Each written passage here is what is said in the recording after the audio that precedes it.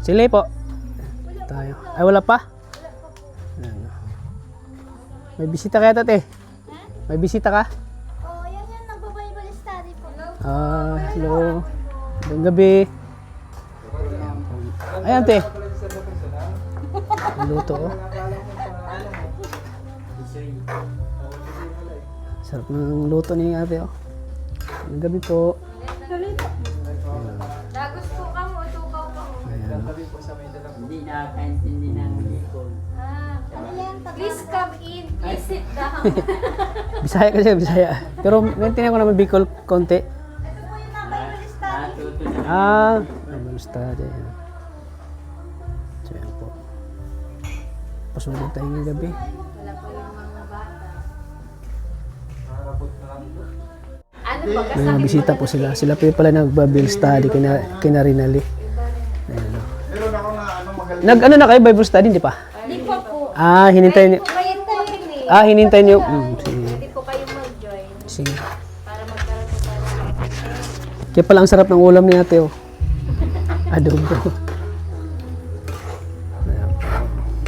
Para sa inyo po yan. Sa tagal na po nang nagba-Bible study, di po yan ang pamerienda sa mga Siya? Kung babalik ka po yan, tatay.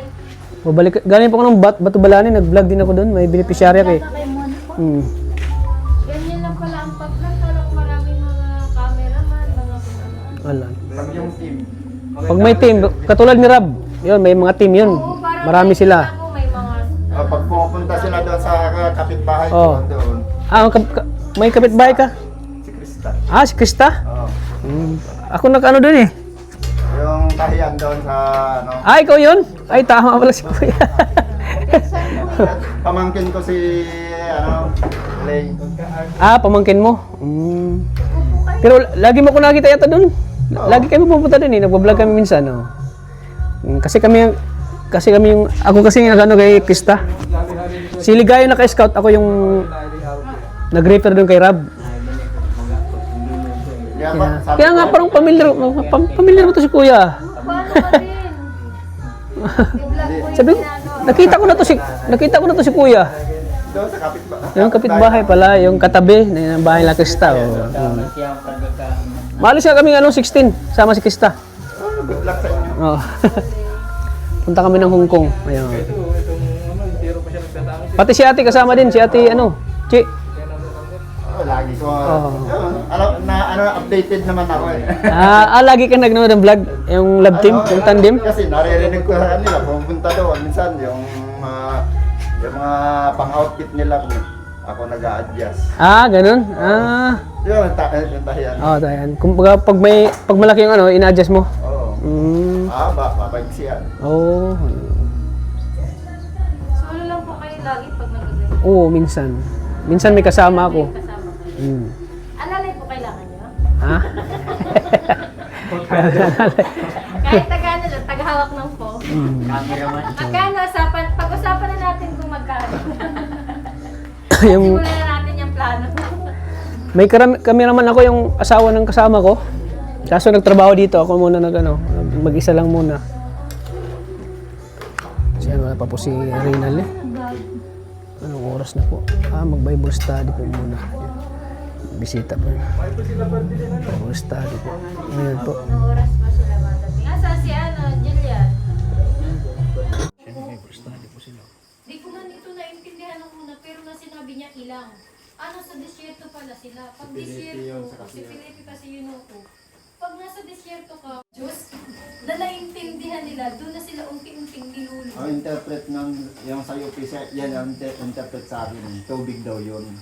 Tubig talaga.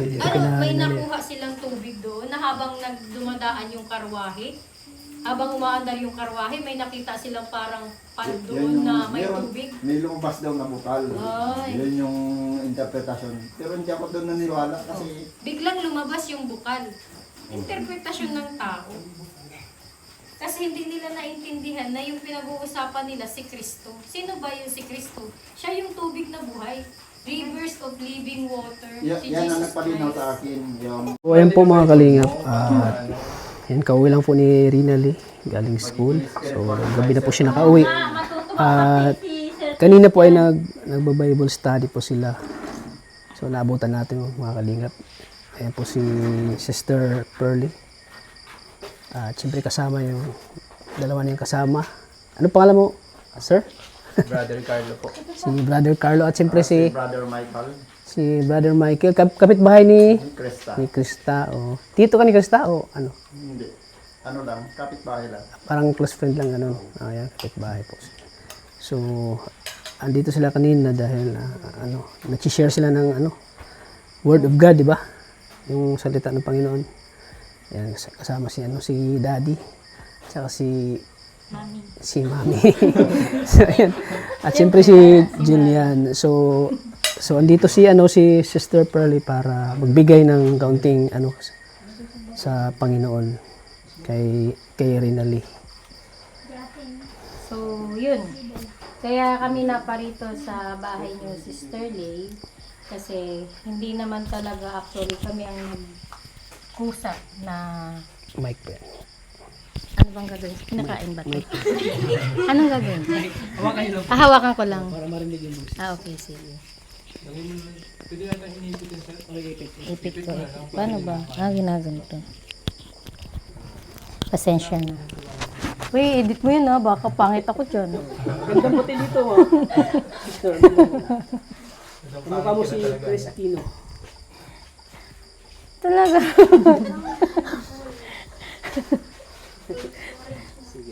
So, yung babanggitin ko sa'yo na patungkol dito sa kinakailangan ng isang tao para tayo ay magkaroon ng pananampalataya sa Panginoon. Kinakailangan na yung patuloy nating pakikinig ng salita ng Diyos. Kasi hindi sa isang pakinigan, dalawang pakinigan, kailangan po continuous yung pakikinig ng salita ng Diyos. Katulad po dito sa Bible, natala po dito sa Romans chapter 10 verse 17, kung babasahin po natin. Kaya nga ang paniniwala ay nanggagaling sa pakikinig at ang pakikinig ay sa pamamagitan ng salita ng Diyos. Bakit nauulit yung pakikinig at pakikinig ng salita ng Diyos? 'Di ba? Napakahalaga. Kasi yun yung hindi naiintindihan ng tao, na ang tao bilang tayo ay nilikha ng Diyos, meron po tayong dalawang bahagi. Bahaging physical at bahaging spiritual, na yun yung kailangang i-feed natin. Di ba literally, Sister Lay, na tayo ay sa literal, nangangailangan tayo ng physical food. Tama? Ano ba yung paborito mong pagkain? Kahit ano po ay basta masarap po. Basta masarap. Paano kung mukhang masarap lang, tapos hindi naman, paano kung may lason, tapos sa paningin mo masarap? Ganun yung halimbawa na tayo, kahit tayo ay nakikinig ng salita ng Diyos, hindi lahat ng nag-share sa atin ay tama. Katulad ng sinasabi ko sa iyo, yung pagkain sa tingin natin masarap. Pero hindi natin alam, mayroon palang lason niya na paunti-unti papatayin tayo. Sa pakikinig ng salita ng Diyos, mayroon sa yung pupunta, mayroon bibisita sa inyo na magsasabi na itong dala-dala nila na i-share nila ay patungkol sa salita ng Diyos. Pero ang hindi natin naiintindihan, mga pagpapaunawa lang ito sa sariling kaalaman. Kaya nga binabanggit ko sa iyo yung pakikinig ng salita ng Diyos, kasi once na tayo ay nakapakinig ng salita ng Diyos, dito na tayo unti-unting magbubukas yung ating kaisipan patungkol sa ating Panginoon. Kasi kahit pasabihin natin, sister, na mayroon tayong pananampalataya o mayroon tayong relihiyon, pero hindi natin nasisigurado na yung relihiyon ba yun, saan tayo dadalahin. Itong aral na dala-dala po namin, tiyak na kaligtasan ng ating kaluluwa ang masisigurado namin sa iyo. Kasi hindi tayo sa pagpapadami, kundi para masigurado natin na tayo ay makalapit o yung relasyon sa Panginoon ay maibalik po natin. Kaya nga yung nabanggit ko sa iyo kanina, dahil tayo ay may dalawang bahagi, yung bahaging physical at bahaging spiritual, kailangan po mabalanse yan sa atin. Hindi lang bigyan natin ng pagpapaunawa yung physical na buhay natin, bagus yung spiritual na buhay din po natin, kailangan po nating mapakain yan. Sa paanong paraan natin mapapakain ang ating kaluluwa? Sa palagay mo, sister, sa paanong paraan? Sa pananampalataya po. Pananampalataya. Sabi ko kanina, mayroon na tayong pananampalataya, pero hindi pa rin tayo nakakasigurado. Sa pag-ano po ng salita po ng Diyos. Yan, Sa sa pakikinig. Sa pakikinig ng salita ng Diyos. Kasi doon natin na, kumbaga yung pananampalataya natin, doon nag-grow. Kasi kung sasabihin, pero sa pakikinig, sister, ng salita ng Diyos, kailangan, mayroon din tayong gagamitin dyan. Yung pakikinig natin, kailangan yung pag-unawa din natin. Gagamitan din natin ng pag-unawa. Kasi kung hindi naman din natin unawain yung sinasabi nung nag-share po sa atin, parang mababaliwala din po. Gaano ba katagal yan? Matagal? Ano ba yan? Pwede nang tapusin or okay na? Okay na yun? Pwede na. Kasi pag ako dire-diretso na naman, matatagalan tayo dito hanggang ano tayo. Hindi mawawalan yung si sister. So, another ano naman yung... Another. Di ba yung... Yung baptism, pwede ko bang i-share sa kanya? Sige po. So, ngayon yung salitang bautismo, Sister Lay, narinig mo na ba yan? Na yung salitang bautismo. Ano bang pagkaunawa mo sa salitang bautismo? Yung pag-aanohan ka po, bibinyagan Ano, po. paparigusan? Yung pag Paliliguan? nilulubog ka po, Ah, pag liliguan. binibinyagan po. Ganun. Yung binyag sa Katoliko, Opo. yun yung tawag. Opo. Pag yung bata ay sinasabing welcome to the Christian world, parang inaangkin ng magulang na yung bata na binibinyagan ay Kristiyano na. Ano ba yung purpose? Bakit daw binibinyagan yung bata? Para po, bata pa lang po. Hindi na po siya, ay parang maano po siya ng Diyos po. Parang makalapit siya sa Opo, Panginoon. Ang alam ko kasi, sister, kung bakit daw binibinyagan ang bata, kasi yung manang kasalanan ng magulang natin para maalis. 'Di ba kasi kapag galing tayo sa magulang natin, yung dugo dumadaloy sa buong pagkatao natin kasi galing tayo sa magulang natin. Pati daw po pala yung kasalanan ay dadaloy din sa atin. Kaya yung purpose nila para binyagan ang isang bata para maalis yung daloy na kasalanan sa atin. Pero yung salitang bautismo, sister, napakalaking bagay ito para sa Panginoon. Kasi sino ba yung gumanap ng bautismo sa Biblia? Ang gumanap po ng bautismo sa Biblia, si John the Baptist at ang ating Panginoong si Jesucristo. Nangyayari po na ginaganap ng tao yung salitang bautismo o paglubog sa tubig. Literal na inilulubog tayo sa tubig. Pwedeng ilubog tayo sa swimming pool. Basta may bagay na may tubig na pwede kang mabaptize. Kasi ang rason po nila kapag tayo daw po ay nabautismuhan, tubig daw. Pag tayo daw po ay nababautismuhan, yung kasalanan daw po ay naaalis. Ang purpose daw po, pag naalis na yung kasalanan sa atin, ligtas na tayo. So, sa ganong paraan lang ba tayo maliligtas? Na ilubog ka sa literal na tubig? Ang tubig ba? Ano ang ginagamit ng tubig sa buhay natin? Ano ang ginagawa niyan sa atin? Kapag inom ka, Mag-inom po. nauhaw ka, di ba? Kailangan mo ng tubig. Pag maliligo po. Yan, pag maliligo ka, kailangan mo ng tubig. Para ano? Para malinis Opo, yung para outer part ng katawan natin. Para maalis yung mga libag-libag natin, yan lang maalis pag nilubog ka sa tubig. Pero yung kasalanan ba, sister? Ano ba yung kasalanan? Nasa loob ba? Nasa labas? out lang po.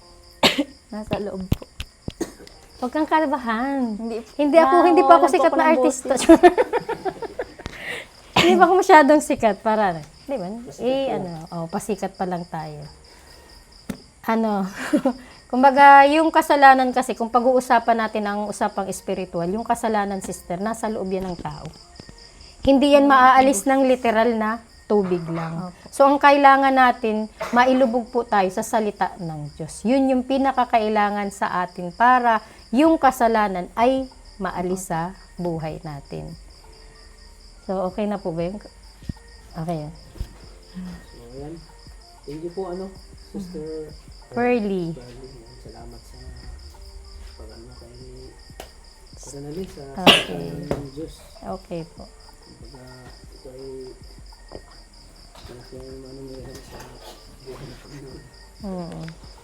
So, thank you po sa pagbisita din po dito.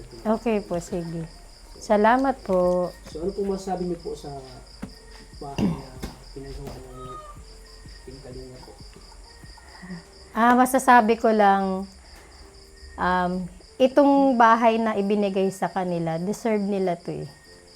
Kasi nung unang pumunta ako dito, Brother Tata, hindi, kumbaga, sabihin natin talagang meron sila, pero yung bahay na meron sila noon, hindi masyadong maayos. Kalahati lang yung naabutan namin dito eh. Kasi nung magbagyo, talagang naano ng bagyo yung bahay nila, nagiba.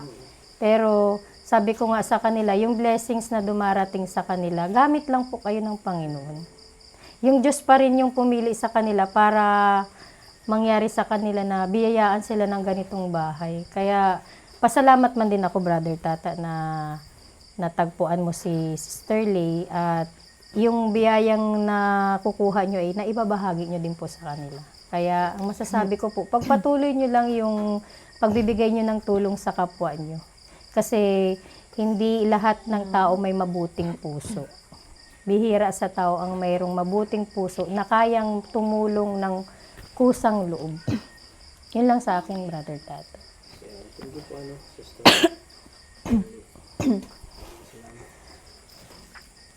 So, anong mensahe mo? Sabi mo kay Sister sa Ang masasabi ko, natutunan mo? ang masasabi ko po, maraming salamat po sa inyo, Sister Pearly, kila Brother Michael. Brother Michael po. Kay Brother Carlo. Kuya Brother Carlo po at sa lahat po ng mga kasama niyo po. Lalo na po kay Pastor. Maraming salamat po sa inyo dahil natagpuan po namin kayo na para po sa amin, maghatid po ng salita po ng Diyos. Kumbaga kami po yung lumapit sa inyo para po mas maliwanagan po kami sa Iya ko. Yun po, mas maliwanagan po kami sa ano po ng Diyos, sa salita po ng Diyos, yung mga magkatulad po ng sa Bible study po, para mas maliwanagan po kami. Hindi lang po sa ibang katulad po ng Katoliko, mas marami po kaming Bagay na naiintindihan. Opo. Dahil din po yun sa inyo. Kaya maraming Dahil po yun salamat. sa Diyos. Opo. Kaya magpapasalamat din po ako sa unang-una sa Diyos po dahil po sa Kanya. Dahil din po ito sa Kanya. Kung bakit napunta kami dito. Opo. Yun po. Maraming salamat po ulit sa inyo kasi po hindi po kayo nagsasawang mag-Bible study po dito sa amin. Yun po. Maraming salamat po. Ilang taon na po kayo nagbabalong dito sa kanila? Buwan pa lang po. Buwan pa. Buwan pa lang ha. Yung nakaraang taon, Last year pala. bali si yung dating pastor na naka-assign Buwan dito. pa nga lang, buwan. Dito, sa inyo, buwan pa lang. Buwan pa lang. Siguro may mga 6 months, gano'n. Opo. 6 months na po kaming patuloy na nagba-Bible study sa kanila kada Friday. Yun naman yung kinakailangan ng tao ngayon eh. Kailangan talagang makaintindi tayo sa salita ng Diyos para maiwasan din natin yung paggawa ng hindi maganda sa kapwa natin. Lalo higit sila, lalo na pag dumating sa punto na magkakaroon sila ng sariling pamilya, sila na po mismo yung panggagalingan ng mabuti. May tuturo nila sa kanilang magiging mga anak. Tsaka sa katulad niya, sa edad niya, kapag meron ka kasing aral patungkol sa salita ng Diyos, ikaw din mismo yung gagamitin ng Diyos para magbahagi sa iba. Hindi lang sila yung makikinabang ng biyaya mula sa Diyos, pati yung ibang tao. Sa pamamagitan din ng natututunan po nila. Kumbaga siya yung modelo sa mga anak. At siyempre dahil sa yung binigay sa kanila ng blessing, di ba? Yun, dahil din sa pagtsatsaga nila yan. Kasi lagi silang lumalapit sa Panginoon. Yes. Lagi silang tumatawag. Kaya talagang binibless sila ng Lord. Oo. Kapag humingi ka Ano ng palagi ang Panginoon? put God first. Noon. Yun yung kinakailangan Kailangan ng natin. Panginoon bago ang Iba. iba. Kasi kanino ba galing ang buhay natin? Sa Diyos. Kanino ba galing ang lakas natin? Sa Diyos. Kanino ba galing ang talino natin? Sa Diyos. Hindi natin magagawa na tayo ay matuto sa paaralan, matutong magbilang, magbasa, kung hindi dahil sa talinong ibinigay ng Diyos. Kaya yung pasasalamat na ginagawa po natin, tutumbasin din naman yan ng ating Panginoon. Manatili ka lang sa Kanya at patuloy kang sumunod sa kung anong gusto ng Panginoon. Yun po. Kasi lahat ng mga nangyayari sa buhay natin, dahil lang kay Lord. Oo. Kaya huwag natin kalimutan. Magpasalamat. Ako, bihira man ako nagsimba, pero bihira lang ako nagsimba kanina. Ayun, busy ako lagi. Pero di ko nakalimutan dito talaga yung Panginoon. Kahit nasa bayan ko, nagdarasal ako eh. Pero kailangan, sabi dyan sa Bible, huwag mong kaliligtaan yung pagsamba sa Kanya. Sa loob ng isang linggo, ibinigay yan ng Diyos sa atin, yung isang araw para sa Kanya. Bigyan natin ng oras at pagpapahalaga. Tulad ng sinabi ko, sa Kanya galing ang lahat. Huwag nating hintayin na bawiin ng Diyos yung lakas. Kaya habang tayo ay may lakas pa, ibigay din naman natin sa Kanya. Isang araw, wala pa nga isang araw, oras lang ang hinihingi ng Diyos sa atin eh. Kaya bigyan natin ng importansya at panahon. Sa kabila ng busy life natin, sa kabila ng sobrang kabisihan natin, kasi yung pagpapala galing sa Kanya. What if bawiin ng Diyos sa atin yung pagpapala? Kaya ibalik natin. Tulad ng pagbibigay nyo sa iba, pagtulong nyo sa iba, huwag nating kalilimutan ang ating naglikha sa atin. Kaya yun lang naman ang masasabi ko sa inyo at maipabahagi ko sa gabing ito. Kasi kung pag-aaralan po natin ang Bible, marami pong bagay na matututunan dito. Thank you po, sister. Thank you din po. May natutunan naman tayo ngayon Opo. sa salita ng Diyos. Amen. Amen. Purihin ng Panginoon. Amen. Opo, amen. Salamat din at na-meet ko kayo. So, kung di ko inasahan na Alam mo, brother, sa bawat sitwasyon, gagawa talaga at gagawa ang Panginoon na makapakinig ng salita ng Diyos. Ang taong gusto niyang maligtas. Nakita niyang may mabuti kang puso eh. Tumutulong ka eh. Hindi mo naman kaano-ano to, hindi mo naman kakilala sila eh. Bakit yung pagtulong mo sa kanila hindi kinakailangan ng kapalit? Pagiging bukal sa puso mo ang pagtulong. Yun naman ang nakita ng Diyos na talagang itinakda tayo na magkita ngayon. Baka sakaling magpatuloy ka rin sa pakikinig ng salita ng Diyos. Yun po. thank you po. So, ayan po mga kalingap. At siyempre, maraming salamat po sa mga viewers natin ngayon. So, nanonood. Pero kung may natutunan din sila ngayon Amen. sa panunod nila sa vlog natin ngayon. Amen. Kaya, thank you ulit, sister. Opo. Salamat din po. So, ingat po kayo sa pag-uwi. Salamat. Salamat din. Uwi pa kami ng Daet, Borabon. Hindi pa ito huling pagkikita natin. Hindi ito ang huli. Sana lagi tayo Yes. magkikita dito. Every Friday. Ay, good Friday. Magkita tayo. Kahit saan tayo magkita. So, yan lang po. Sige, salamat po. Mati na. Well, lagi ko nakita sa labas na pusta sa bahay. Oo. Nandun lang ako lagi sa may trabaho. Sige po, kuya.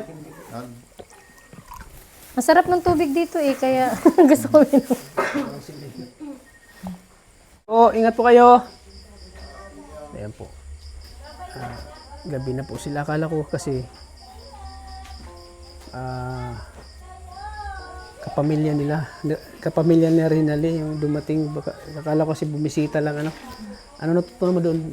Ano? Ano? Bakit ka tumawa? Ano po, ang tutunan ko po doon eh. Tumawa. Salita ng Panginoon. Up. Siguro matutuwa si nito, si Pinoy Christian of Canada. Sigurado matutuwa siya. Ano natutunan mo doon? Halos Ano isang po? oras kayo nag-Bible study, di ba? Opo. Oo.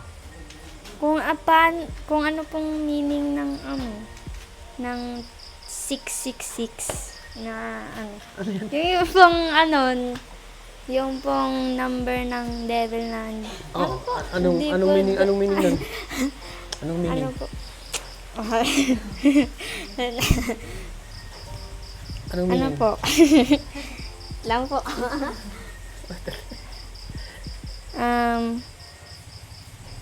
Ano po, para pong doon po nagsisimula kung paano paano po tayo loko po ng kasinungalingan, ganun Ah, po. ganun. Kaya natutunan mo Opo. sa aral na binahagi ni Sister Pearly Opo. sa salita ng Diyos. Bakit masiyahin ka lagi, ano? Ano pong secret mo? Bakit masiyahin ka, Julian? Pag in-interview kita. Ikaw pa rin nagbabago simula noon. Masiyahin ka, bakit? Wala po kasi po na bibigyan naman po ng biyaya. kaya pala tumatawa ka na naman. Kasi may biyaya naman na, alam mong may biyaya na dumating sa gabing ito. Opo. Kaya ka masaya. Opo. Ilang taon ka lang yan? Mag-15 po. Magkaedad kayo ni Krista. 15 pa lang si Krista eh. Oo nga, magkaedad nun kayo. Kasi magsi-16 si Krista ngayong April 16. Ay, mag-15 pa lang po ako sa July. So 14 ka pa. Opo. So magkaedad pa rin kayo ni Kasi nag-ano kayo. Opo. So ayan, salamat Julian. Hindi po. At siyempre huwag niyong kalimutan lang magbasa doon sa inano ni Sir Pinoy Christian. Para may matutunan pa kayo. Ayan po.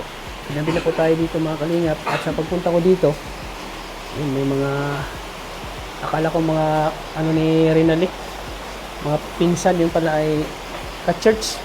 Yun? Ka-churchmate? Ka-churchmate nyo?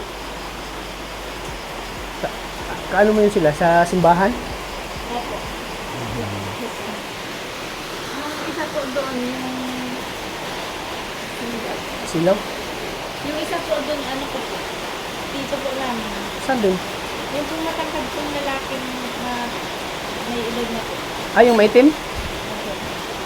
Yung nakapantalon na... Hindi po. Yung Ay! naka-shirt. Kapitbahay nila Krista yun. Opo. Yung nagpunta po, baga tayo doon po ako. Nakita mo siya. Opo, nandun lang po kami naman nakapay ko doon siya. Kapitbahay ba yun? Kapitbahay ni Opo. Krista. Opo. Kaya pala pong... Kaya nga po nagulat ako nung sabi ko, nagulat po ako dati nung nalaman ko po yung bahay nila Krista katabi lang po nung Kapitbahay lang sila. Opo, magkapit. As in yung bahay po nila Krista gas. Ito rin po talaga. Kaya nung pagpasok ko, parang namukhaan ko to si Kuya. Kami po. Parang namukhaan ko. Gusto nagpakilala siya. Kapitbahay pala si ni Krista. Opo, mananahi po yun. Tama, mananahi. Kasi pag pumupunta kami doon, lagi nakita namin nagtatahi yun Opo. So, ayan. Rinali. So, ayan, ginabi na tayo sa pag-vlog kasi yun nga, dapat maaga tayo mag-vlog. So, sabi niya mama mo ay nasa school ka pa daw. Hindi ko rin po nabasa po agad at yung chat po ni mama, nabasa ko po yung andito na po ako, nakasakay na po kami sa multicab. So, kaya hinintay kita kasi sayang din naman na uuwi pa ako. So, hinintay na lang kita. So, nagkataon na may nagbabible study. So, siyempre pag first time ko makilala yung isang mga tao, ay parang nahiya ako eh. Kaya hindi ako nakisama sa Bible study na kanina. So, nagkataon yun na gusto ni Sister Pearly magbahagi ng salita ng Diyos. So, yan, binigyan natin ng pagkakataon na para maano ka rin. Kumbaga, mas may matutunan ka sa salita ng Diyos.